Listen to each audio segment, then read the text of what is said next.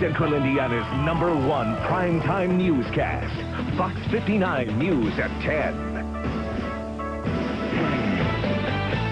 Bring on the Bulls, or anyone else for that matter. Good evening, everyone. I'm Cheryl Adams. And I'm Bob Donaldson. First on Fox tonight, the Pacers took care of business tonight, beating the Knicks and advancing to the Eastern Conference Finals. Fox 59's Eric Ritchie begins our team coverage at MSA with a recap of the clincher. Hi, Eric. How you doing, Bob? There's no question no one on this Pacer team wanted to go back to New York. They won't be. Sealing the deal here at Market Square Arena, the final was 99-88. Afterwards, Larry Bird said nobody on the floor wanted the game more than this guy, Mark Jackson. Look at the passing early on. The beautiful feed to Reggie Miller. Pacers led by 4 at the half. The Knicks even tried to slow Jackson down by putting Larry Johnson on him. Jackson took him right to the hole, 2 of his 22 on the night. A close one until the Pacers go on a 12-0 run midway through the fourth, sparked by a couple of clutch buckets by the Dutchman, Rick Smits. He finishes the night with 22, Reggie Miller a team-high 24. Mark Jackson becomes the first player in Pacer history to get a triple-double in the playoffs. He gets 22 points, 14 rebounds, 13 assists. The final score again, the Pacers win this series 3-1 with a 99-88 victory. So the fans here at Market Square Arena were out of control. They were loving life. A few Knick fans here trying to spoil the fun, but Heidi Hammett joined us now, and it was all Hoosier hysteria for this one. It was simply a fabulous game, simply fabulous. And everyone out here was so happy tonight, but especially 2 IPS school teachers we managed to catch up with earlier today. They give new meaning to the words Pacers pride. Pacers gonna win tonight! Woo! Downtown Indy looked like one big Pacers party. Early signs say Pacers are going all the way, and playoff excitement has fans cheering. Pacers! But no one is more pumped than these 2 ladies. You're rushing up through your head, you're just pounding, you're into it. We truly are the 6th man. Good luck getting the news. New York's gonna lose. Their spirits climb as they make their way into MSA. They feel pretty positive going in. I know they're going to win. There's no thinking about it. They are going to win. By the end of the first quarter, they've gone beyond faithful fans to Market Square maniacs. But the basketball battle bounces back and forth, and so do our fans' emotions. Follow Chris. Still, the Pacers dominated, and when the final buzzer sounds, the celebration begins. So long to you, New York, New York, New York.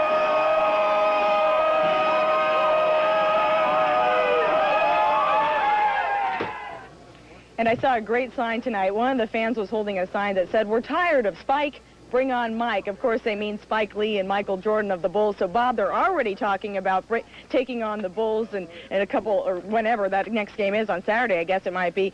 And but I think we just ought to enjoy tonight's game while it lasts. And, of course, we'll have all the highlights coming up later on in sports. And we'll see if the Bulls win tonight and if the Pacers do play them. All right, Heidi, thank you very much. Across town today, the track and the temperatures were hot at the Indianapolis Motor Speedway with 5 cars turning laps in excess of 220 miles per hour. Fox 59's Russ McQuaid found fans searching for signatures and a driver seeking a sponsor. Thank you. And one to Jackie. Hey, can I use your marker just a second? Probably the most well-known, I got Bobby Unser. You should see it after the whole month. Mechanics and drivers are up against the wall this year with one last week to prepare for the race. Having the 1 week, I think it just makes the 1 week more intense because everybody feels like they have to get everything all done in 1 week. Good luck Saturday.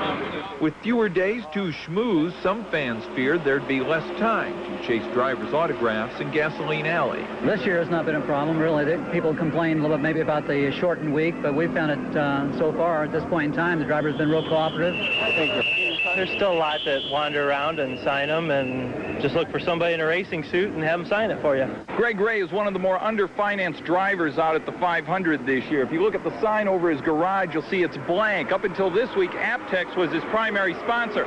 But the more personal nature of the IRL means you can turn up sponsors anywhere. So anyway, he came by, he goes, well, I've never done this before, but one of my friends wanted you to have this. And it was his business card with a $20 bill. Obviously, $20 is $20, but the thought is more than anything. one way or the other, we're going to try to get in the race, but we can certainly use the support, and whether it's $20 or $200,000, it all goes the same place. And, of course, be they big bucks or be they broke, each driver hopes that place is Victory Circle. Russ McQuaid, Fox 59 News. Greg Ray hopes to announce a new primary sponsor for the TKM Genoa racing team by Friday. Checking some other news now. A few months ago, Conference Indiana punished Martinsville High School for bad sportsmanship. Today, Fox 59's Derek Wilkerson reports athletes from around the conference regroup for a retreat. No one's keeping score here because it doesn't matter. Just having fun and teams getting along and working hard. Oh, nice shot! These are some of the best young athletes from Conference Indiana. Most didn't know each other until today. I think this whole thing is just a really good idea because, I mean, it lets everybody know that there are other people on the team, you know, they're people. Racial slurs and dirty play mar a basketball game at Martinsville High School in January. That prompts Conference Indiana to renew its effort to teach its athletes about sportsmanship. The group here today is challenged to lead by example. There have been a lot of notorious people, renowned for what it is they do, but it wasn't for the right reasons, for the right purposes, or the right values. One lesson these student athletes are learning is that without sportsmanship, sports can sometimes resemble Mortal Kombat. Some athletes confuse poor sportsmanship with being tough, but these kids know better.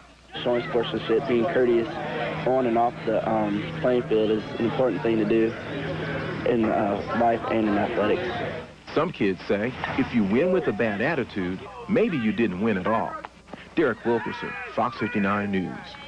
Conference Indiana leaders hope their athletes learn to compete without being enemies.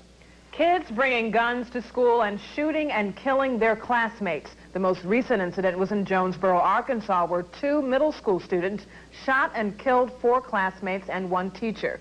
In Indianapolis today, community leaders gather to discuss ways to prevent a tragedy like that from happening here. Organizers say it's important for representatives from education, church, and government to find solutions together. To discuss the issue of guns and kids.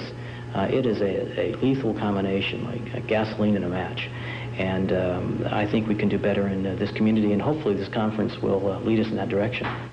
Participants say positive role models are the key to keeping kids out of trouble. High school student artists are rewarded tonight for creating posters to support staying away from drugs. IPD announced the winners of its annual Healthy Reasons to Say No to Drugs poster contest. It's designed to give high school students the chance to express themselves about living drug-free. The first place winner received a $500 savings bond. Another victim in the Carmel Key Bank shooting is home from the hospital tonight. Janice Guffey was released from Methodist last night. Her family issued a statement to thank the community for its concern and response to the tragedy. The Carmel Key Bank will reopen for business Friday morning. Community action programs across the state are celebrating the 20th anniversary of their weatherization program. The program helps low-income and elderly Hoosiers lower their energy costs by weatherizing their homes. This house is the 150,000th home that's been weatherized through the program.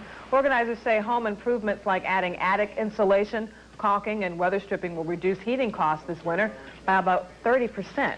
And speaking of heat, we had plenty of it today, and it's a nice night. Let's check in with Brian Wilkes in the Weather Center for the first forecast. Hey, Brian. Hi, Cheryl. In fact, we're talking about saving on heating bills. It's time to turn on the air conditioning. The summer wind is blowing in, and the warm air is going to linger here for a few more days. We'll let you know how hot it's going to get. I think we may even approach record levels. And what about some weekend rain? All the forecast details are coming up in weather later on.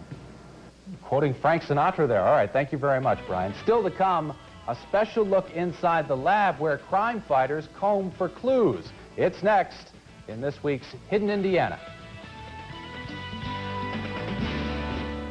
You could say I have an...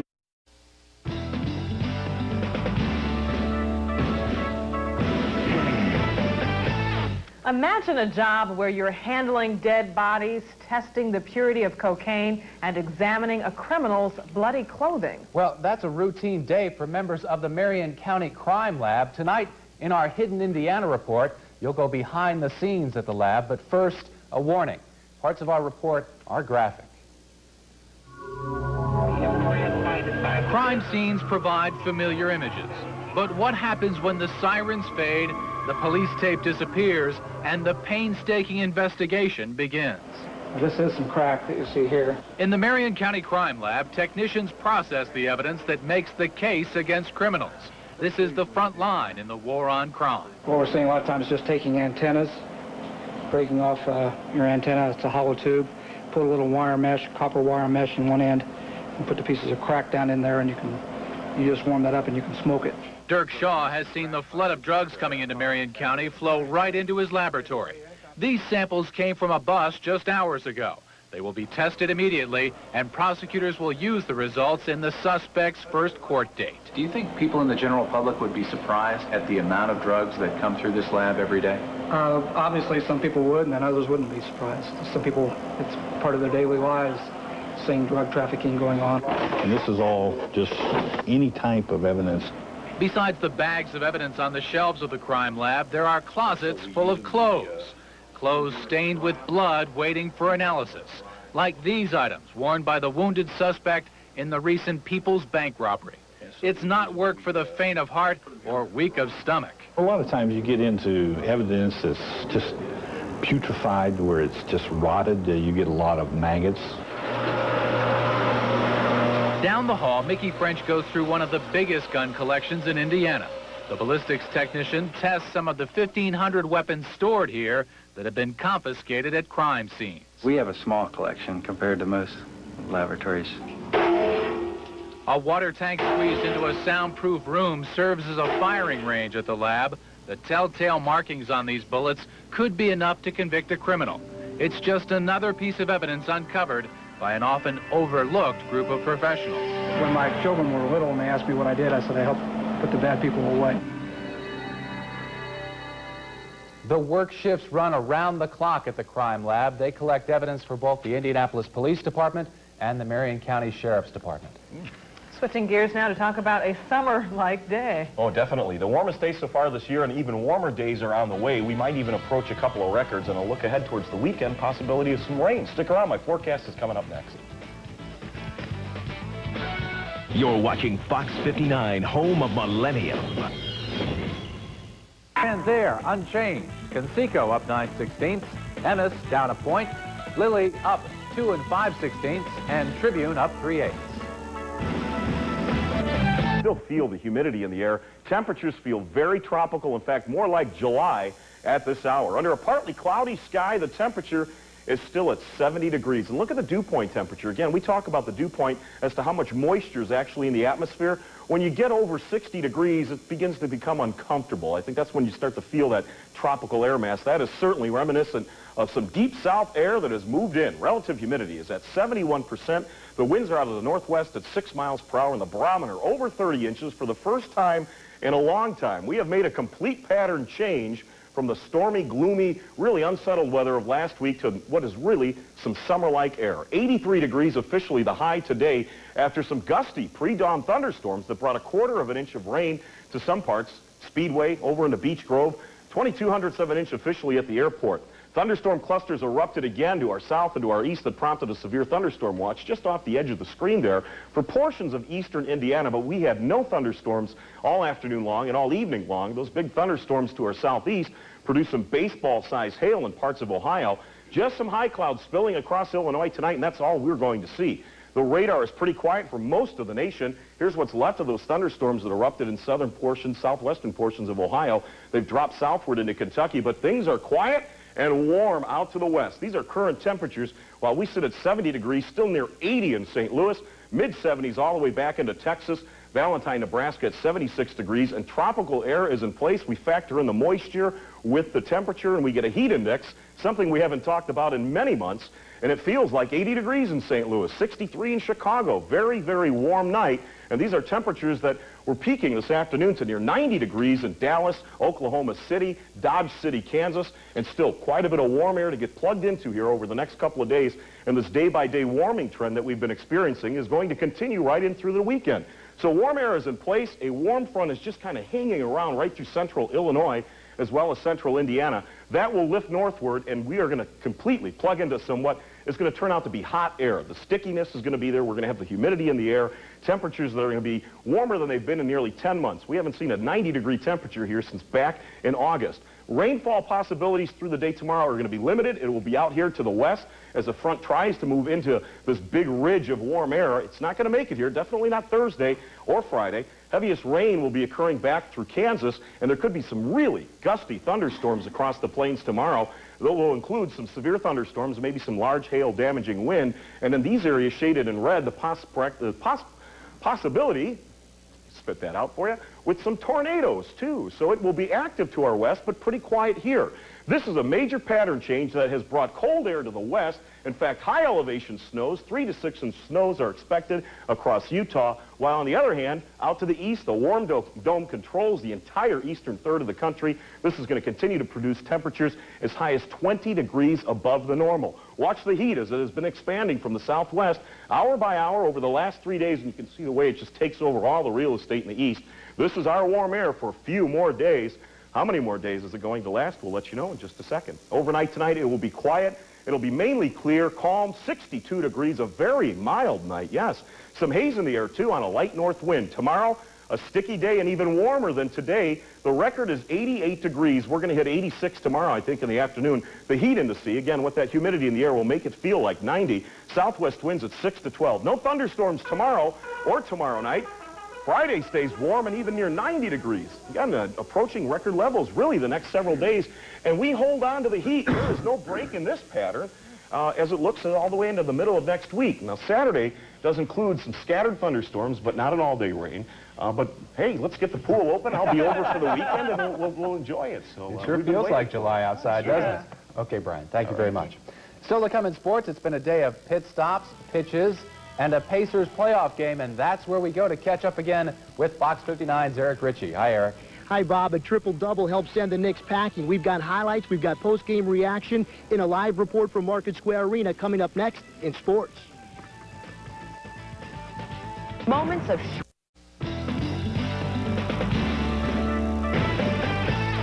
Ray's here, and what do you think? Is Spike Lee about out of town yet? Let's hope so. I tell you what, who got game now, huh? Yeah, and by the way, Spike, we got next, too. Good evening to you, folks. No fancy intros needed for this story. All you need to know is the Pacers are headed to the Eastern Conference Finals, and they want the Chicago Bulls so bad they can taste it. To Market Square we go for the highlights. Pacers did not waste any time jumping on the Knicks. First quarter in transition, Chris Mullin to Reggie for the deuce. Then it's the dunking Dutchman, dunking his way to 22 points in the game. Pacers led by as much as 9 in the first quarter. Moving to the second now, Knicks on a run. Larry Johnson coming up with the steal. He's going to take it right to the rack.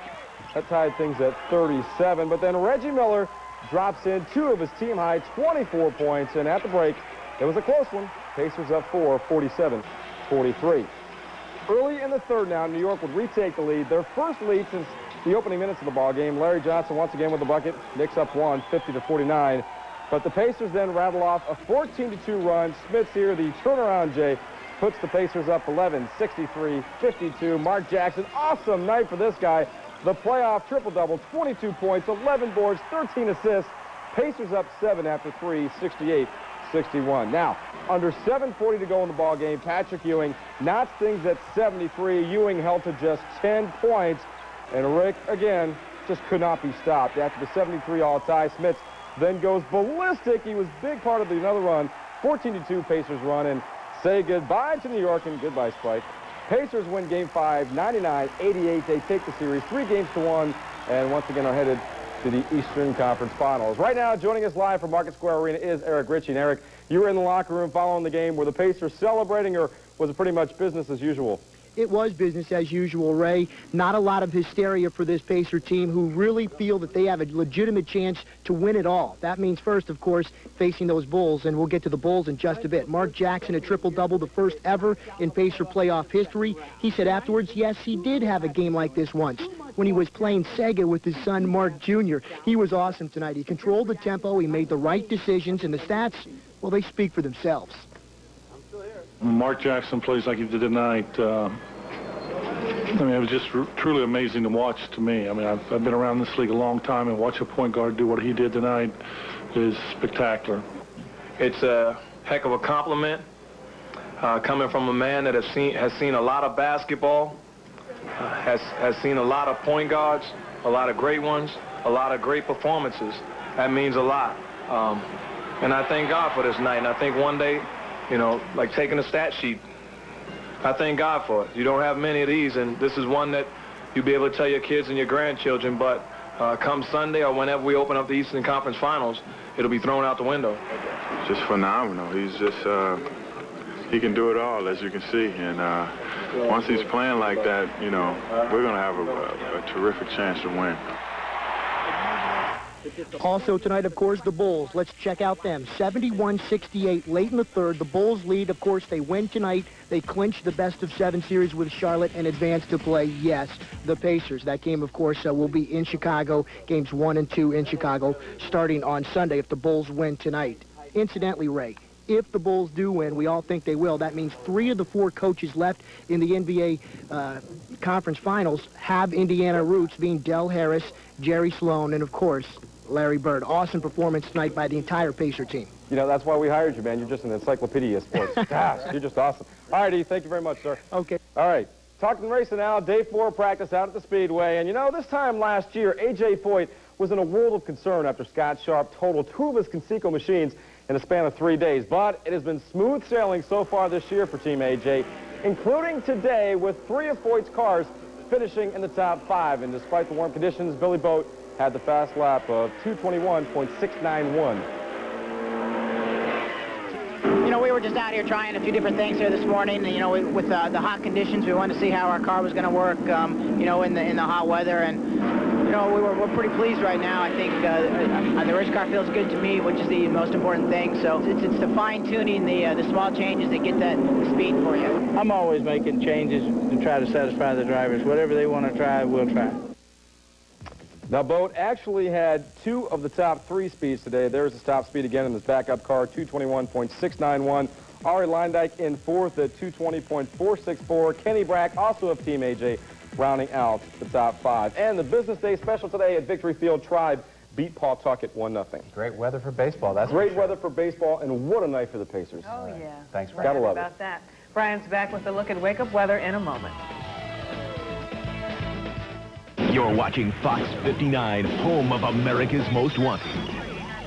Wins. Everybody's going to be looking for ways to stay cool tomorrow. Oh, I'll tell you what, the air conditionings will be humming, I think, in the afternoon. Even in the morning, 62 degrees. That's mild, summer-like. A little haze in the air, very warm start. Temperatures topping out in the upper 80s, heat indices upper 80s, and we can actually push near a record. The record is 88 degrees, so get set for a pretty warm day. Okay. All right, Brian, Thank you, thanks. That wraps up this edition of Fox 59 News. Thanks for joining us. We'll see you back here again tomorrow night. Bye. Good night.